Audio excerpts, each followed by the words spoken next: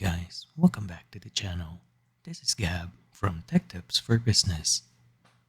For today's video, we are going to talk about how to generate random numbers in Excel in 3 different ways. Let's get started. First, let's try to satisfy this table over here. We are being asked 3 items. Let's go ahead and try to get a random number first that is less than 1. It's quite simple actually. All we have to do is click on the equal sign and type the function rand.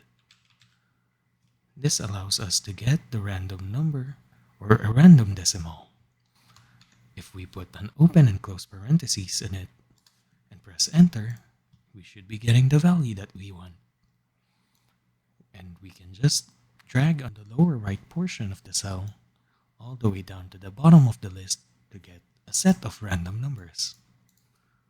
Next is the random 3-digit whole number.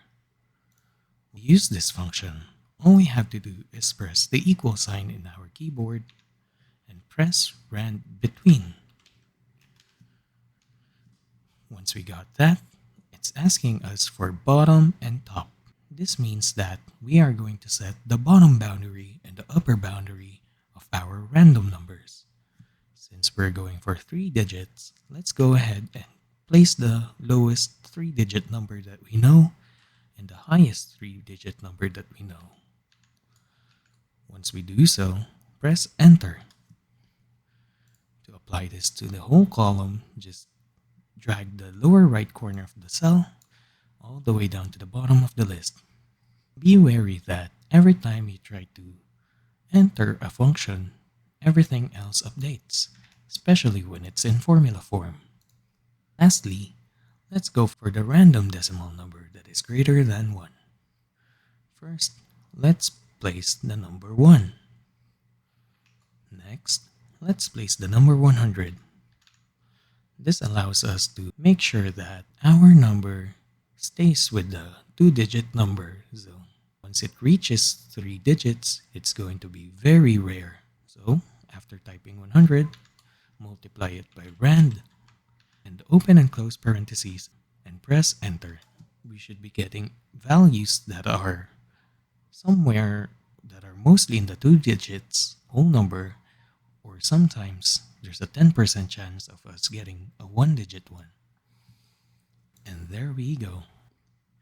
If any case that we want to be more biased within our random, let's say I'd like to get a 1-digit whole number within this area, all we have to do is go to the Formulas tab and click on the Calculate Now under the Calculation group.